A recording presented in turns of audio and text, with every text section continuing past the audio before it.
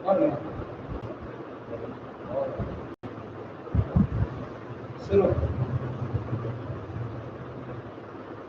Ready हो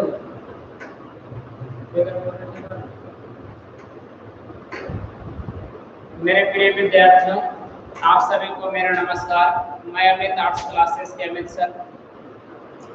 आज class 12 100 marks का हिंदी का वीडियो लेकर मैं आया हूँ और मैं जो अमित आर्ट्स क्लासेस के चैनल पर अपना वीडियो डालता था उस पर मैं वीडियो नहीं डाल रहा हूँ।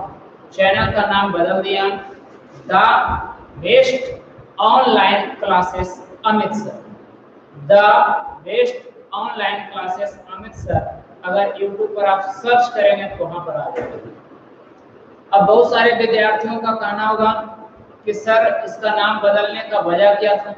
तो नाम इसलिए मैंने बदल दिया कि अमित आर्ट्स क्लासेस के नाम से बहुत सारे विद्यार्थियों ने चैनल बना लिया, अपना अपना मोबाइल में चैनल बना लिया और मेरा ही फोटो लगा दिया और इतने चैनल अमित आर्ट्स क्लासेस के हो गए कि किस पर बच्चा देखे पता नहीं चल रहा था, जिसके वजह से मैं अपना चैनल का नाम बदल लिया और अमित आर्ट्स क्लासेस के किसी भी चैनल पर किसी तरह का वीडियो अगर अलूल जरूर डाल दिया जाता है तो उस पर इग्नोर करें। मैं द बेस्ट ऑनलाइन क्लासेस पर ही वीडियो डालूंगा कि उस पर एकाग्रचित होकर आप सुन सके, पढ़ सके सही तरीके से। इसके लिए मैं द बेस्ट ऑनलाइन क्लासेस पर वीडियो डालूंगा। मुझे बहुत खेद और दुख है कि 11 तारीख से हम ऑनलाइन क्लास आने की बात किए थे, लेकिन जब हम नवादा में पहुंचे तो हमारे सारे सिस्टम जो था, कैमरा वगैरह और वो सारे जो सही ना रहने की वजह से 6 माह की गंदगी जितना पड़ा, जिसके वजह से वो सब खराब हो गए थे और नेट केबल वगैरह भी उड़ गया था, जिसके वजह से सारे सिस्टम को लगाने में और एडजस्ट करने में अधिक टाइम लगा, जिसके वजह से देरी हुआ।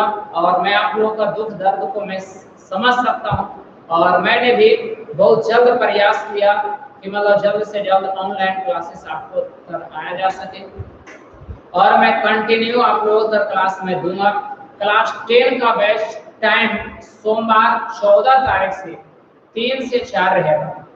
दिनांक 14 तारीख, दिनांक है 14 को, दिनांक 14 सोमवार 3 से 4 PM में, शाम में 10 क्लास का बैच देंगे और 4-15 कितना 15 से 4-15 से 5-15 शाम में 12 क्लास का बैच हम देंगे। कौन क्लास का बैच देंगे? 12 क्लास का हिंदी का बैच हम देंगे। 12 क्लास का हिंदी का बैच दिया जाएगा, आप लोग हिंदी पढ़ सकते हैं। 12 क्लास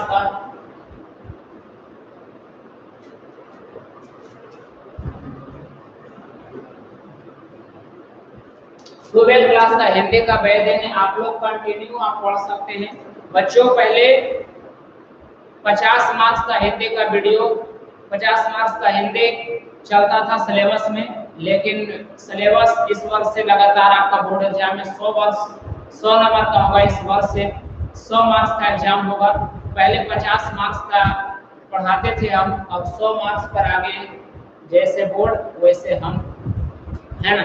तो आप लोग तैयारी में जुट जाइए, आप लोग इधर उधर अब छोड़कर त्याग कर अब लग जाइए, ऑनलाइन चैनल पर आ जाइए और शुरू हो जाइए पढ़ाई पर, आप एकजुट हो जाइए, पढ़ाई पर लग जाइए, है ना।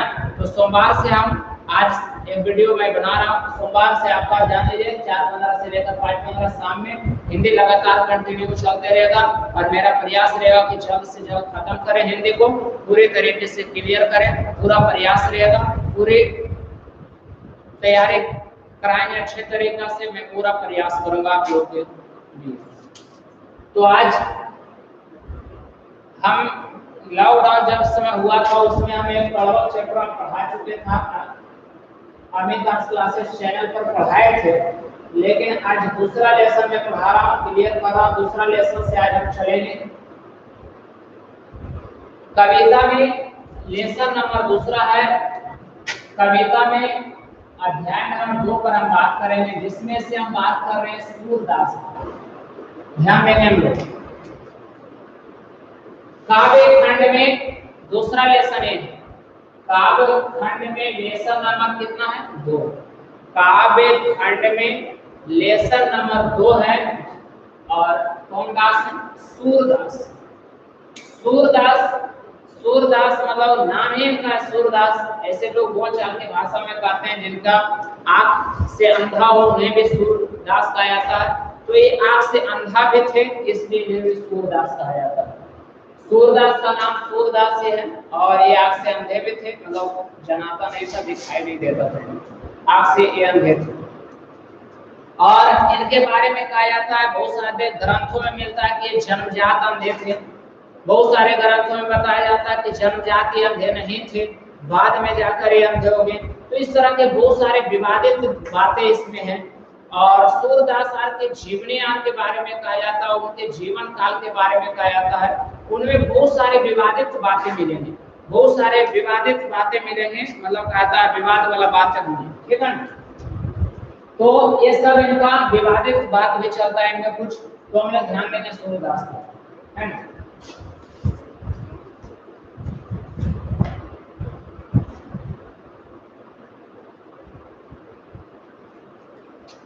चलिए आ जाते हैं। देखिए सूरदास, कौन दास है? सूरदास। सूरदास का जन्म जो है, सूरदास का जो जन्म है 1478 ईस्वी को हुआ।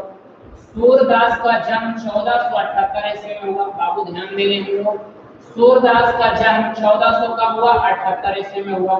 सूरदास का जन्म 1478 ईस्वी में हुआ। दिल्ली के सिही नामक ग्राम में हुआ। ग्राम मतलब क्या है? गांव। ग्राम मतलब क्या होता है? गांव। और वो गांव का जगह कौन था? कौन गांव था? सिही नामक गांव था, है ना। तो हम लोग जानेंगे कि सूरदास का जन्म 1478 ईस्वी को दिल्ली के सिही नामक ग्राम में हुआ, जो अनुमानित, ये अनुमान से बताया जाता है, कुछ किताबों में अनुमान से बताया जाता है। और आपके जो बुक में दिया गया है उसी के तर्ज पर हम चल रहे हैं। बहुत सारे बुक, बहुत सारा उम्र में डिफरेंस बताया जाता है, जगह में डिफरेंस बताया जाता है, लेकिन आपको बुक के हिसाब से चल रहे हैं, जो आपका बुक का रहा उसी के हिसाब से चल रहे हैं कि आपको परीक्षा में भी इसी के हिसाब से पूछा जाएगा। तो हम लोग आज रखेंगे सूरदास का जन्म 1400 का हुआ, 78 ईस्वी में। सूरदास का जन्म 1400 का हुआ, 78 ईस्वी में। सूरदास का जन्म कब हुआ? 1478 ईस्वी में। सूरदास का जन्म 1478 ईस्वी में हुआ दिल्ली के सिही नामक ग्राम में, दिल्ली के सिही नामक ग्राम में। और ये अनुमानित, ये अनुमान है कि इस डेट में और इस जगह पर हुआ था। इनके पिताजी का नाम था रामदास। इनके पिताजी का नाम क्या था? रामदास। इनके पिताजी का नाम था रामदास। सूरदास के पिताजी का नाम था रामदास, जो एक गायक भी थे, मतलब गायकी वाला काम भी करते थे, गायकी का काम करते थे। तो सूरदास के पिताजी का नाम क्या था? रामदास, जो गायकी का भी काम करते थे। सूरदास के परिवार जो थे ब्राह्मण परिवार थे। परिवार में कौन परिवार? ब्राह्मण परिवार, मतलब ब्राह्मण जाति से वो आते थे, ब्राह्मण जाति से आते थे। मतलब आता सूरदास की अगर जाति पूछा जाए कि कौन जाति से बिलोंग करते थे, तो ब्राह्मण जाति, उनका जाति जो था वो ब्राह्मण था। अगला क्या है, ध्यान देंगे कि सूरदास का जन्म 1478 ईस्वी में दिल्ली के सिही नामक ग्राम में हुआ था, लेकिन ये अनुमानित है। उनके पिताजी का नाम रामदास जो था वो साधारण गायक थे, गायक वाला कार्य भी करते थे और एक ब्राह्मण परिवार के थे। कौन परिवार के थे? ब्राह्मण परिवार।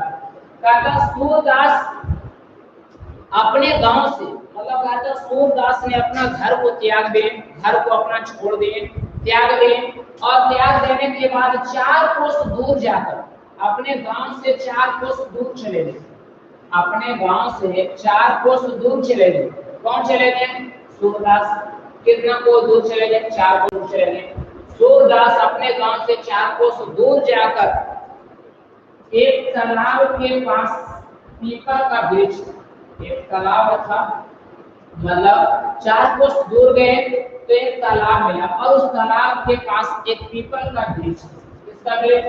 पीपल का वृक्ष। उस पीपल के वृक्ष के पास बैठ गए और लगातार 18 वर्षों तक स्वाध्याय करते रहे। कितना वर्षों तक? 18 वर्षों तक स्वाध्याय करते रहे। ध्यान देंगे, बहुत बहुत बेहतरीन बातें हैं, बहुत अलग सा बातें हैं, ध्यान देंगे हम लोग। दाता सूरदास का जो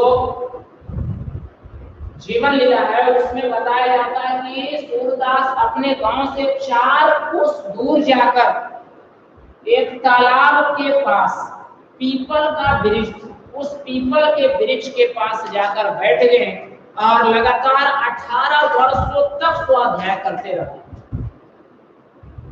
सोचिए, आप लोग गौर कीजिए, 18 वर्षों तक स्वाध्याय। आप लोग ऑनलाइन क्लास में जुड़ते हैं तो 18 मिनट चैन नहीं आता, बेचैन रहते हैं आप। 18 मिनट चैन से नहीं देख सकते हैं, 18 मिनट भी नहीं देख सकते हैं। कभी इधर पहुंच रहे हैं, कभी इधर पहुंच रहे हैं, कभी उधर जा रहे हैं, कभी उधर जा रहे हैं, सही तरीके से नहीं रहते, दिमाग कंट्रोल नहीं रहता है। तो सोचिए कितनी तपस्या इन्होंने किया, 18 साल तक स्वाध्याय किया, उसके बाद ये विद्या अर्जित किए इन्होंने। तो हम लोगों को भी यही सोचना है कि नहीं, लक्ष्य को हासिल करने के लिए तपस्या करनी होगी। पढ़ाई एक तपस्या है, तभी आप प्राप्त कर सकते हैं, अन्यथा नहीं कर सकते हैं। आज वीडियो हम डाल रहे लगेगा किसी को छोड़ो इसको, तो ऐसा ऐसा ढेर वीडियो डाल रहा है, बात भी सही है, लेकिन आपको दिमाग में बसाना है कि नहीं सर, स्वाध्याय आपको करना है, ढंग से पढ़ना है, तभी कुछ कर पाओगे, अन्यथा नहीं संभव है। बताइए सूरदास कितने वर्षों तक? 18 वर्षों तक स्वाध्याय करते रहे। कितने वर्षों तक? 18 वर्षों तक स्वाध्याय करते रहे। स्वाध्याय कर लेने के बाद इन्होंने मतलब कहता अपना अध्ययन समाप्त करने के बाद ये चले गए मथुरा, और मथुरा में गुरु घाट के पास, गौ घाट के पास मतलब कहता जाने के बाद गरु घाट के पास चले गए, और जाने के बाद मथुरा में गरु घाट के पास जाकर रहने लगे। मथुरा में मतलब कहता वहाँ 18 वर्ष तक जीवन व्यतीत करने के बाद मथुरा में कहाँ रहने लगे? तो गरु घाट के पास रहने लगे, इनका निवास स्थान ही बन गया। निवास स्थान गरु घाट, निवास स्थान कौन घाट बन गया था? गरु घाट। मथुरा में मतलब 18 वर्ष तक स्वाध्याय करने के बाद ये मथुरा चले गए। मथुरा आ जाने के बाद गरु घाट के पास रहने लगे, वहाँ इनका निवास स्थान भी बन गया। और यहाँ इनको एक गुरु मिले, जिनका गुरु का नाम था गुरु वल्लभाचार्य। इनका एक गुरु मिले जिनका नाम था गुरु वल्लभाचार्य, है ना, जो इनसे मात्र 10 दिन के बड़े थे। उम्र में कितने दिन के बड़े थे? 10 दिन के बड़े थे। मतलब कहने का अर्थ हुआ कि 18 वर्षों तक स्वाध्याय करने के बाद 18 वर्षों तक स्वाध्याय करने के बाद 18 वर्षों तक लगातार इन्होंने स्वाध्याय किया। स्वाध्याय करने के बाद ये मथुरा चले गए। कहाँ चले गए? मथुरा चले गए। मथुरा जाने के बाद गरु घाट पर वहाँ निवास करने लगे। गरु घाट में जाकर निवास करने लगे, रहने लगे। वहाँ एक व्यक्ति से मिलन हुआ जिनका नाम था वल्लभाचार्य। जो वल्लभाचार्य जो है गुरु वल्लभाचार्य, इनका गुरु बन गए। इनका क्या बन गए? गुरु बन गए। और वह गुरु इनसे कितने दिन के बड़े थे? 10 दिन के बड़े थे। महज कहा था गुरु वल्लभाचार्य सूर्यदास से मात्र कितने दिन के बड़े थे? 10 दिन के बड़े थे। और जब वो मथुरा गए तो गुरु वल्लभाचार्य से शिक्षा ली। सोचिए 18 वर्ष यहाँ अध्ययन किया। मथुरा के गौ घाट में जाने के बाद गुरु वल्लभाचार्य से शिक्षा लिए, जो गुरु वल्लभाचार्य से कितने दिन के बड़े थे? मात्र 10 दिनों के बड़े थे। तो 1509 से 1510 तक लगातार शिक्षा ली, 1 वर्ष तक लगातार इनसे शिक्षा ली। गुरु वल्लभाचार्य से शिक्षा लेने के बाद, शिक्षा प्राप्त करने के बाद एक कृष्ण भक्ति लीला करने लगे। मतलब कृष्ण की भक्ति को गाने लगे, कृष्ण भक्त बन गए, कृष्ण भक्ति करने लगे। कृष्ण भक्ति मतलब कृष्ण लीला ही गाते थे, कृष्ण भक्ति ही करने लगे। कोई दिक्कत यहाँ तक? कोई दिक्कत नहीं। हम लोग फिर से समझ लेंगे।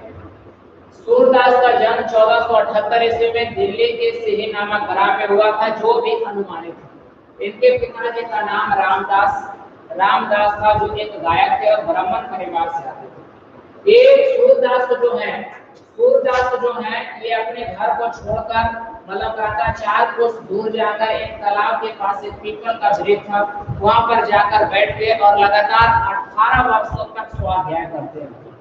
18 वर्षों तक स्वाध्याय करने के बाद मथुरा गए और मथुरा जाने के बाद क्या हुआ कि गौ घाट में रहने लगे। वहां एक व्यक्ति से मिलन हुआ जिनका नाम था गुरु बल्लभाचार्य, और उनसे ये सूरदास गुरु बल्लभाचार्य से सूरदास ने शिक्षा ली और शिक्षा लेने के बाद गुरु बल्लभाचार्य से क्या लिए? शिक्षा ली। शिक्षा लेने के बाद मतलब कहता वो कृष्ण लीला करने लगे, कृष्ण की भक्ति को गाने लगे, कृष्ण भक्ति करने लगे। गुरु बल्लभाचार्य से कितने दिन के बड़े थे? तो महज 10 दिन के बड़े थे। इन्होंने कितने दिन शिक्षा ली गुरु बल्लभाचार्य से? तो 1 वर्ष तक 1 साल तक इनसे शिक्षा ली और 18 वर्षों तक उन्होंने स्वाध्याय किया। कायदा सूरदास की भाषा क्या था? किस भाषा में लिखते थे? तो ब्रज भाषा का प्रयोग किया गया इनके कविताओं में, मतलब कहता है इनकी रचनाओं में जो है ब्रज भाषा का प्रयोग किया गया। कौन है छोटू? अब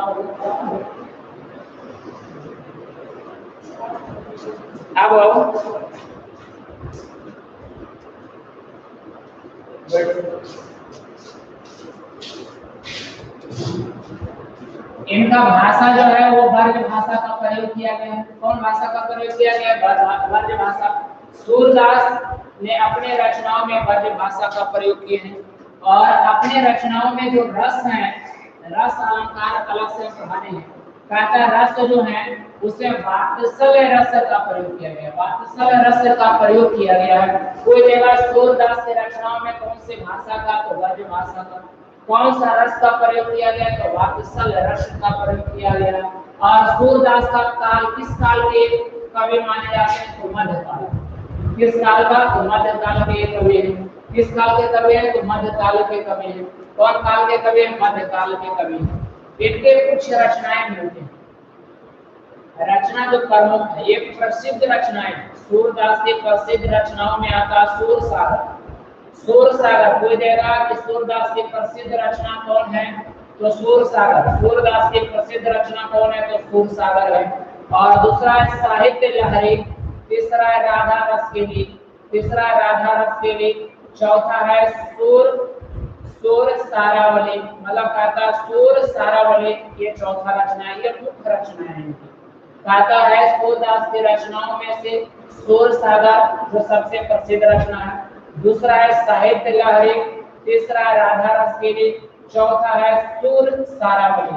ये रचनाएं इनका मुख्य माना जाता है, ये मुख्य रचना है। तो हम लोग ध्यान देंगे।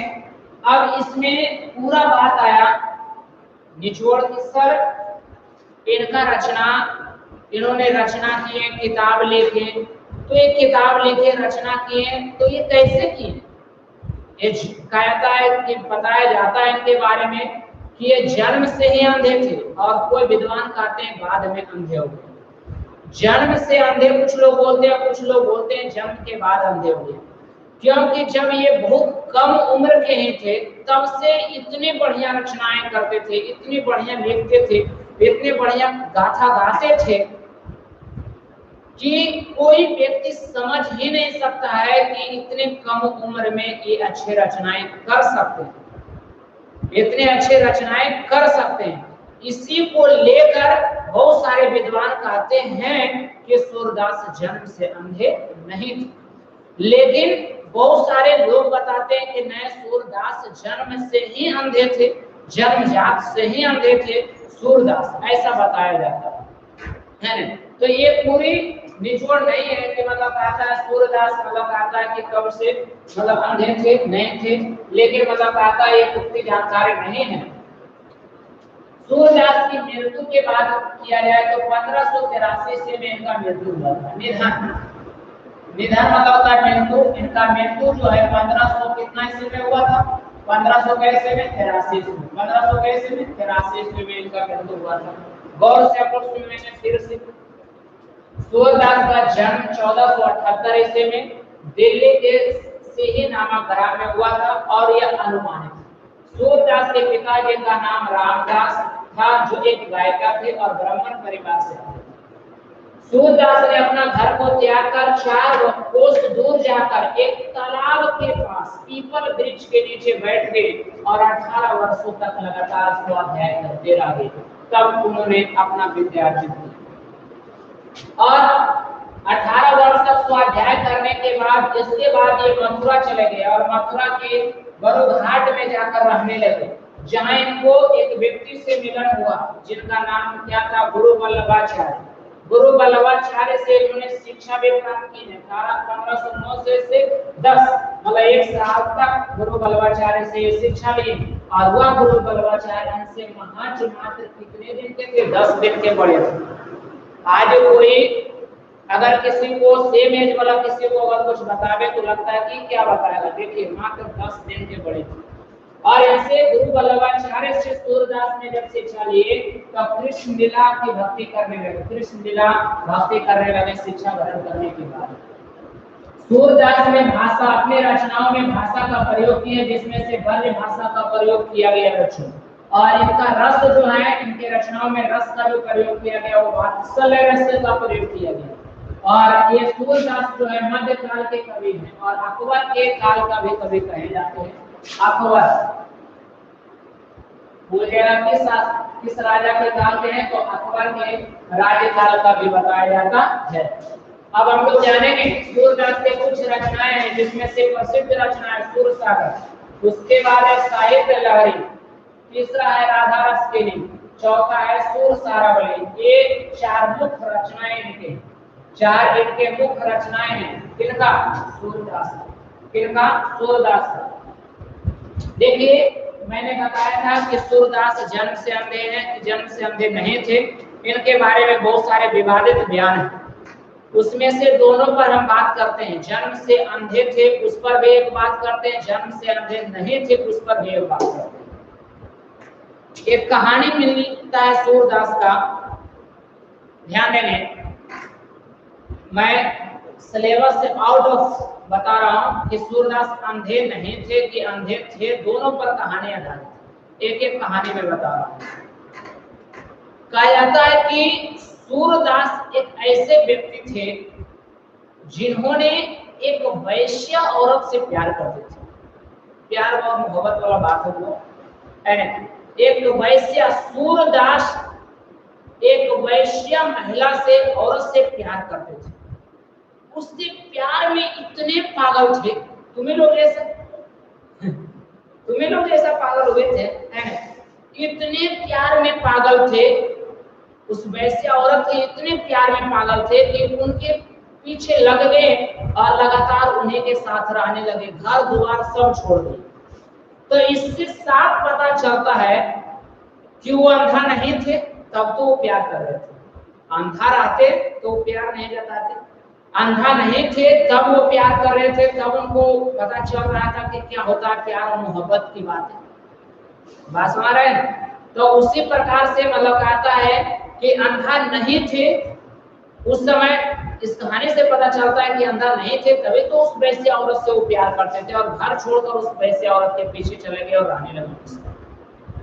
लेकिन उस वैश्य औरत के साथ जब वो रहने लगे तो एक बार उनके पिताजी बीमार पड़ गए। उनके पिताजी किनका? सूरदास थे। सूरदास के एक बार पिताजी बीमार पड़ गए। तो बीमार पड़ने के बाद क्या हुआ कि वो औरत बोलती है कि जा और अपने पिताजी को जाकर देख आइए क्योंकि आपके पिताजी बीमार हैं। तो सूरदास प्यार में इतने अंधे हो गए थे, इतने पागल हो गए थे कि उन्होंने पिता माता को देखना छोड़ दिए और उन पत्नी के ही साथ रहने लगे और नहीं कहे कि नहीं अब नहीं जाएंगे देखने के लिए, और नहीं गए देखने के लिए अपने पिताजी को। बीमार थे लेकिन नहीं गए देखने के लिए। बाद में जब कुछ दिनों के बाद जाते हैं तो उनके पिताजी का मृत्यु हो जाता है और उनका पिताजी इस धरती पर, इस दुनिया में नहीं रहते। जब वो आते हैं और वो अपने औरत को बताते हैं, अपने प्यारे प्रेमिका को जब बताते हैं, है ना, तो प्यारे प्रेमिका को बताते हैं कि हमारे पिताजी का मृत्यु हो गया, देहांत हो चुका है। तो प्रेमिका कहती है कि जो अपने बाप का नहीं हुआ, जो अपने बाप का नहीं हुआ वो दूसरों का क्या होगा, और धक्के मार कर निकाल दिया बात। तो सुन लो आप लोग ये कि प्यार करने से पहले उन परिवारों को देखो और सोचो जो गलत कदम तुम लोग उठा लेते हो, गलत स्टेप उठा लेते हो, किसी के प्यार में इतने अंधे हो जाते हो कि घर दुआर दुनिया जहां सब छूट जाए। तो उतने भी प्यार में पागल नहीं रहो। पहले प्यार अपने परिवार से करो, अपने लोगों से करो, अपने घर के लोगों माता पिता से करो। माता पिता से बढ़कर कोई नहीं। सूरदास से आप लोग शिक्षा लीजिए, है ना। उस वैसे औरत से शिक्षा लीजिए जिन्होंने लात मारकर भगा दिया, कहा कि जो अपने पिता का नहीं हुआ वो किसी का नहीं होगा, और अंत में घर से बाहर निकाल कर भगा दिया। जब सूरदास घर से निकल गए, जब धक्के मारकर बाहर कर दिया गया, तो वो भटकने लगे जिधर तिधर, प्यार में मोहब्बत में भटकने लगे। प्यार में ऐसा होता है पागल नियर करेगा। किसी का प्यार अगर हो गया तो पागल नियर करेगा। जने मतलब दोसर भी लड़की जा रहा तो अपने लड़के दिखाई देगा, दोसर कोई भी जा रहा है तो अपने लड़की दिखाई देगा कि नहीं हमरे वाला होता। ठीक वही बात हुआ। सूरदास को जब वैश्य औरत लात मारकर जब बाहर निकाल दिया, तो रास्ते में जाने वाले औरत में उनको अपना वैश्य औरत का प्यार झलकने लगा। मतलब दूसरे औरत में वैश्य औरत का प्यार झलकने लगा। एक पन भरनी पानी भरकर आ रही थी, उसके पीछे पीछे सूरदास चलने लगे, जाने लगे। मतलब उसके अपने प्यार में मोहित हो गए कि नहीं, ये वैश्य औरत का जो प्यार था ये दूसरा औरत में अब देखने लगे। सोचिए कितना प्यार में पागल था, दूसरे औरत में अपना प्यार देख रहे हैं। ऐसा बात हो रहा है ना। अब क्या हुआ कि पन भरने जो पानी भर कर जा रही थी उसके पीछे पीछे जाने लगे, और वो सोचने लगे कि यही हमारा प्यार है, यही हमारा प्यार है। मतलब दूसरों में होकर उनका प्यार लेना लगे, है ना।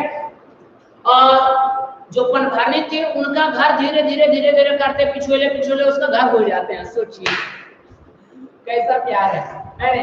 मतलब इतनी गजब का पावर था, इतना गजब का मतलब कहता है ज्वाइंट हो गया था, लगाव इतना हो गया था, इतना मतलब कहता है आकर्षण पावर बढ़ गया था उस वैश्य औरत में कि दूसरे औरत में उनको प्यार झलकने लगा, जिसके वजह से उन परभरनी के घर पिछोले चले गए। जाने के बाद क्या होता है कि उनके घर जाते हैं तो परभरनी के पति रहते हैं घर में, गुस्से में आकर बोलते हैं कि तू कौन है, क्यों आया घर। तब हम उसके पीछे पीछे आए हैं, उसके लिए आए हैं, पन भरने के लिए आए हैं, है ना, और उससे मिलना चाहते हैं। सोचिए कितना प्यारा पागल था। पन भरने बेचारी आई और बोले कि बोलिए क्या चाहिए आपको, है ना। तो बहन मैं अपने प्यार में पागल होकर अपना प्यार तुझ में मैंने देखने लगा, जो ये सही नहीं है, ये गलत चीज है। ऐसा कर, अगर तुम हमको चाहती है सच्चे दिल से तो ऐसा कर, सुई ला। प्यार से लाकर उस औरत सुई दे देती है पन भरने। उनको लगा पन भरने को कि सुई से कोई काम करेंगे बेचारे, इसीलिए आए शायद। और जब सुई देती है तो वो दोनों सुई को पकड़कर सूरदास अपने आंख में भोग लेते, मतलब घुसेड़ देते, और आंख से मतलब कहता दोनों आंख में मार लेते। उस समय से कहा जाता वो अंधे हो गए, उस समय से वो अंधे हो गए। और कहते हैं वो कि वह आप इस काम को, वह या किस काम का जो आप सही चीज को ना देखे, उसमें गलत फहमी आ जाए तो वह आप किस काम का, इसीलिए वो अपना आप का विनाश कर लेते हैं। और उनका प्यार वहीं से समाप्त हो जाता है। जब दिल से प्यार टूटता है तो अपने लक्ष्य की प्राप्ति की ओर कदम बढ़ता है ना। तो सूरदास अपना मतलब कहता है स्वाध्याय के लिए निकल पड़े और अपना मतलब कहता है अपना सोच विचार लगा लिए कि ना, अब उस वैश्या और किसी औरत का प्यार नहीं, बल्कि श्री कृष्ण से लगाव करना है, देवता से लगाव करना, देवता को हासिल करना है। जैसे आप लोगों को रिजल्ट हासिल करना, प्यार को भुला दीजिए आप लोग, है ना। इधर उधर चक्कर चल रहा है उसको छोड़िए और रिजल्ट को कब जाइए, बात समझ रहे हैं। उसी प्रकार से सूरदास ने अपने आंख में मतलब सुई मतलब कहता घुसेड़ दिए। उसी प्रकार से अगल बगल दोनों वाले का कह दिए समझा। जे अगल बगल लगाओ प्यार हो ओकरा घुसेड़ आंख में सुई और दम अच्छा लक्ष्य के प्राप्ति के लिए कदम बढ़ा दे, तब तो रिजल्ट बढ़िया होता, तब नौकरी होता, और तो शादी ब्याह होना भी मुश्किल हो, जनसंख्या लड़का कम हो। ध्यान दे।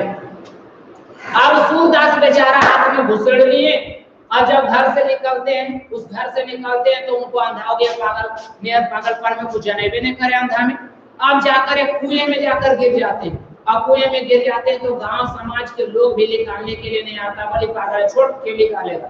अंत में वो भगवान को पुकारते हैं, जब नीचे में कोई सहायता के लिए तैयार नहीं होता है तो ऊपर से ईश्वर तैयार होते हैं, भगवान तैयार होते हैं, और भगवान श्री कृष्ण आकर, साक्षात कहा जाता है, श्री कृष्ण आकर हाथ पकड़ते हैं और उनको निकाल देते हैं। जब से उन्हें लग जाता है कि नहीं हमें मेहनत करना चाहिए, हमें कोई अच्छे काम में जीवन बिताना चाहिए। इस कहानी से आपको साफ पता चलता होगा कि इस कहानी से साफ आपको पता चलता होगा कि सूरदास जन्म से अंधे नहीं थे। लेकिन एक कहानी और बताता हूं जिसमें बताया गया, दूसरा कहानी आप सुनिए, जिसमें बताया गया कि सूरदास जन्म से अंधे थे। अब देखिए प्यार हुआ टूटन, अब देखिए कितना कस के मतलब रिजल्ट उनका अच्छा आता है, उनके बारे में बता रहा हूं। अब है कि दूसरा कहा जाता है कि सूरदास जन्म से ही अंधे थे। कहा जाता है कि एक मथुरा में श्री कृष्ण का मंदिर है, हाईवे के पास है ना, मथुरा जाइएगा तो हाईवे के पास श्री कृष्ण का मंदिर है, बहुत सारा वहां मंदिर मिलेगा। तो एक मंदिर है मथुरा में, और उस मंदिर में प्रत्येक दिन वहां रहते थे और प्रत्येक दिन गान बजान किया करते थे सूरदास, मतलब गायकी का काम करते थे। मतलब मथुरा में एक मंदिर था जहां सूरदास गायकी का ही काम करते थे, गाते थे। और वहां वो जन्म से अंधे, यहाँ पर बताया गया है कि वो अंधे थे और वहां पर जाकर सूरदास थे एकदम अंधे थे, लेकिन मथुरा के मंदिर में जाकर गाने का कार्य करते थे, गाने गाते थे, अपना लय में गान गाते थे। लेकिन प्रत्येक दिन का बात है कि अंधा रहते हुए भी सूरदास जब मंदिर में आते थे, गौर कीजिएगा, ध्यान दीजिएगा आप लोग, कि सूरदास मथुरा के एक मंदिर में अंधा रहने के काल में वो एक मंदिर में गायकी का कार्य करते थे। और जब प्रत्येक दिन वो गायकी के कार्य के लिए वहां उनको आते थे, गाया जाता था उनको, तो जो पंडित श्री कृष्ण को सजाते थे, मतलब श्री कृष्ण पर जो कपड़ा पहनाया जाता है, प्रत्येक दिन जो पूजा होता है, पंडित जो उसको सजाते थे फूलमाला और कपड़ा पहनाते थे, तो श्री कृष्ण को जब कपड़ा पहनाया जाता था उसमें सूरदास का कपड़ा का रंग पता चल जाता था, अंधा रहते हुए भी कपड़ा का रंग पता चल जाता था। वो दरवाजे पर आने के बाद ही सूरदास कह देते थे कि ये पीले कपड़े में श्री कृष्ण अच्छे नहीं लगते। तो पंडित आश्चर्य हो गया कि अरे ये तो अंधा है, इसको कैसे पता कि मैंने पीला वस्त्र पहना दिया है श्री कृष्ण को। तो पूछने लगा, अभाग हो गया, पूछने लगा कि आप कैसे जाने कि ये पीला वस्त्र पहने हुए। तब आंख रहे या ना रहे, दिल तो श्री कृष्ण के पास है, दिल में वो श्री कृष्ण बसते हैं। तो उसी प्रकार से पढ़ाई को दिल में बसाइए, माता पिता को दिल में बसाइए, और लड़कियां का फेरा छोड़िए आप लोग, है ना। तो वो समझ लीजिए आंख नहीं है, तब एक बार बता दिए कि पीले कपड़े में। जब दूसरे दिन आए, फिर सूरदास मंदिर के पास पंडित फिर सजेले था श्री कृष्ण को, है ना, मूर्ति को सजेले था, फिर कपड़ा पहने था। तो अबरी आकर कहते हैं कि हरे वस्त्र में श्री कृष्ण बहुत ही आकर्षक दिखते हैं, बहुत सुंदर दिखते हैं। फिर अवाक हो गया पंडित, वो सोचने लगा कि अबरी तू कैसे पहचान गया कि अबरी मतलब कहा था हरा वस्त्र मतलब दिए हैं, अगले दिन पीला दिए थे, अबरी हरा दिए, कि तुम कैसे पहचान रहा भाई अंधा होकर भी। तो पंडित दिमाग लगाया कि रुक जाओ, कपड़ा अबरी पहनाई नहीं करेंगे श्री कृष्ण को, है ना। अबरी अगला दिन श्री कृष्ण को कपड़ा ना पहनाकर पत्ता लपेट दिया गया, पत्ता से श्री कृष्ण की मूर्ति को झाप दिया पंडित। उसके बाद जब तीसरे दिन वहां गायकी के लिए आते हैं और वो बैठते हैं अपने सुर में। जब सूरदास गाने लगते हैं तो कहते हैं कि ओ श्री कृष्ण, जो आते थे कपड़ों में वो आ गए पत्तों में। सोचिए, वो गा देते हैं, वो अपना गायकी जब सूरदास जब गाते हैं तो उस गायकी में बोल देते हैं जो श्री कृष्ण आते थे कपड़े में वो इतना गरीब हो गए कि आगे हैं पत्तों में। कहने का मतलब है पंडा फिर अवाक आ गया और कहा कि रे 2 दिन कपड़ा पहनाया और पत्ता में ला दिया, तभी पर समझ गया। तो साक्षात जब प्यार टूटा, आंख से अंधा जब हुए, तो इनके दिल में श्री कृष्ण के प्रति लगाव जगा, प्यार जगा। और वो कहते थे कि आंख रहे या ना रहे, लेकिन आदमी का दिल सच्चा होना चाहिए, मन सच्चा होना चाहिए। तो दिल से पढ़िए, मन से पढ़िए, माता पिता से दिल से लगाव कीजिए, दुनियादारी को भुला जाइए और पढ़ने पर ब्रेन लग जाइए, एकदम मन चित लगा दीजिए। तो आंख रहे या ना रहे बच्चों, पैर रहे या ना रहे, हाथ रहे या ना रहे, अगर दिल सही है तो सच्ची श्रद्धा के साथ आप पढ़ाई को ग्रहण कर सकते हैं, जैसे सूरदास ने ग्रहण की है ना। तो आप लोगों को भी बताया जाता है कि अधिक से अधिक मेहनत कीजिए दिल से। भगवान ने आपको सब कुछ दिया है, सूरदास को तो आंख भी नहीं था, इससे बड़ा दुख क्या हो सकता है। तो सोचिए, वैसे सूरदास जिनके आंख नहीं थे वो इतने बड़े बड़े रचना किए हैं। तो बताइए कि हम एक साधारण सा किताब नहीं पढ़ सकते हैं, दोनों आंख सही है, साल भर का कोर्स नहीं पढ़ सकते हैं। अगर नहीं पढ़ सकते हैं तो बेकार है, आप पर धिक्कार है ना।